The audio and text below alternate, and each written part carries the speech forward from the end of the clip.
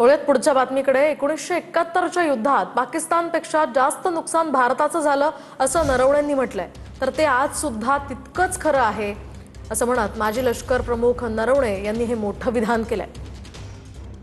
मला आठवतंय की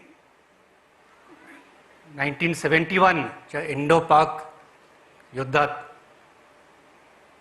तेव्हा मी 11 वर्षाचा होतो आणि माझे वडील दिल्लीमध्ये एअर हेडक्वार्टर्समध्ये पोस्टेड होते। दर सकाळी मी पेपर वाचायचो उत्सुकतेने की पाकिस्तानचं किती नुकसान झालंय, किती विमानं पडली आहेत, किती आपण एरिया आपल्या ताब्यात घेतलंय। तेव्हा माझे वडील सांगायचे की जे काय तू वाचतोय पेपरमध्ये ते पाकिस्तानचं अर्ध कर आणि आपलं दुप्पट कर, आणि मग खरं जे काय आहे ते पुढे येईल। आणि मला वाटतं ते आज सुद्धा तितकंच खरं आहे। तर ह्याच्यावरती आपल्याला थोडं लक्ष द्यायला पाहिजे।